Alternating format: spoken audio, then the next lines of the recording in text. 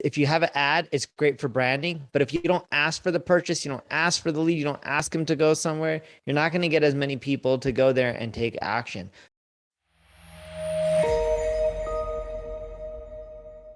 Today, we are going to talk about 5 reasons why your YouTube ads aren't working and what to do about it. So I'll go first. Number 1, use the ADA model. So that's attention, interest, desire, and action, right? And the first one, when you think about your YouTube ads, you have to draw people's attention. And in copywriting, that's known as having a creative hook, right? Your headline, that's what's going to hook people. And so with your ad, how are you going to hook people? Maybe you're waving, maybe you're doing something really interesting, maybe it's really funny out the gate, right? But you only have a couple seconds to hook people into your ad. And most people don't think about that. So that's one of the first things. Think about how to get their attention. Think about your hook. Funny enough, I've seen a lot of good YouTube ads, even ones that are like creative, kind of like the Harmon Brothers style. But what a lot of people forget to do is have a call to action.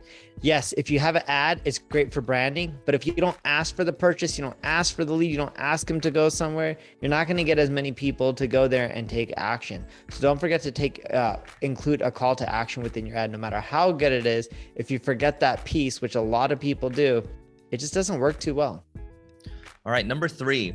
So there are a lot of different ad formats with YouTube, and I do encourage people to try out new ad formats when they come out. But what's proven to convert best over the years is usually the mid-roll ads. These are kind of the in-stream ads, right? So the pre-roll is before the video starts. The post-roll, usually people don't do post-rolls because at that point the content's over. There's no incentive to watch something. So really it's the mid-roll that can draw people's attention. And so if you can bid on the in-stream kind of mid-roll ads, those would do better. And this is why a lot of people in the podcasting space, they like doing mid-rolls more than they do like doing pre-rolls.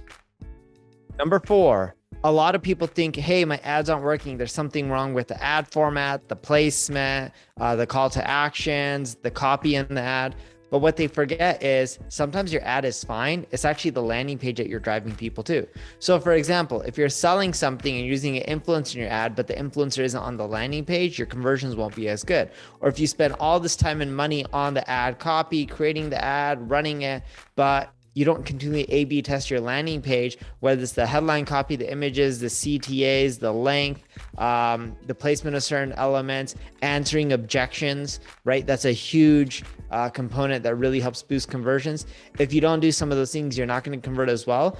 And I recommend checking out, I know we're talking about YouTube, but checking out the Facebook ad library, looking at some of your competitors' ads, clicking on them, going to the landing page, because it'll also give you ideas on what you should consider doing with your landing page, or at least testing to see if that'll help boost your conversions as well. All right, number 5, last but not least, thinking about not just adjusting what Neil is talking about, but also adjusting the video itself. Most people, they spend a lot of money on a video and they don't actually adjust the creative, but the creative is kind of the X factor, right? So just because you create one video, that doesn't mean it's enough. Think about, okay, look at retention, look at where people they're dropping off. Look at how people are responding to a video too, and think about how you can continue to iterate there.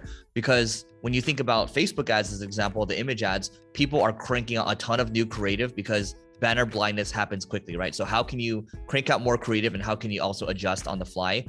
It's harder to do with video, but also the hard things are often the things that need to be done. So that is it. Go ahead, Neil. And bonus tip, if your ads aren't working, follow all the things. Also look at your targeting. Sometimes they're not converting because you're targeting the wrong users. And when people scale up their ads really quickly, they're like, it used to convert, but not anymore. And a lot of times it's because you're targeting very specific people, and going too broad a lot of times will make it not work. Doesn't mean the ad's not great.